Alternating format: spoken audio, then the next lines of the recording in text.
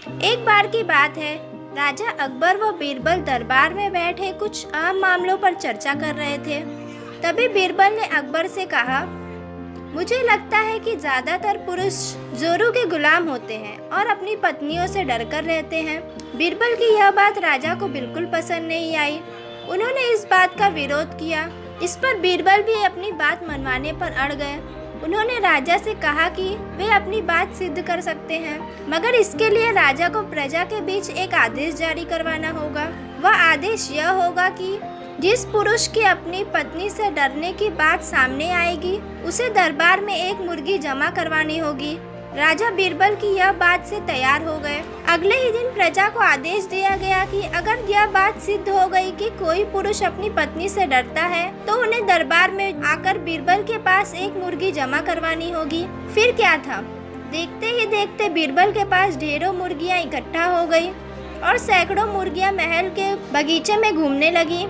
अब बीरबल राजा के पास पहुँचे और बोले, महाराज, महल में इतनी मुर्गियां इकट्ठा हो गई हैं कि आप एक मुर्गी खाना खोल सकते हैं, इसलिए अब आप इन आदेशों को वापस ले सकते हैं।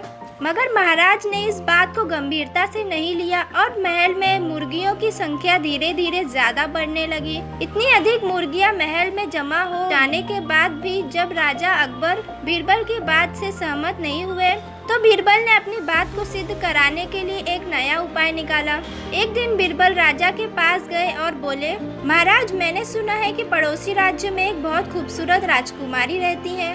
अगर आप चाहें तो क्या मैं आपका रिश्ता वहाँ पक्का करवा आऊँ? यह सुनते ही महाराज चौंक उठे और बोले, बीरबल, तुम ये कैसी बातें कर रहे हो? महल में पहले से ही 2 महारानियां मौजूद हैं। अगर उन्हें इस बात की भनक भी लगी तो मेरी खैर नहीं होगी। यह सुनकर बीरबल ने टपाक से जवाब दिया, चलिए महाराज, फिर तो आप भी मेरे पास एक मुर्गी जमा करवा दीजिए। राजा बीरबल का जवाब सुनकर शर्मा गए और उसी वक्त अपना आदेश वापस ले लिया। अकबर बीरबल की इस कहानी से हमें यह सीख मिलती है कि बातों की चतुराई से हम किसी भी बात को मनवा सकते हैं। जरूरत है तो बस बीरबल की तरह चतुराई से अपना पक्ष रखने की।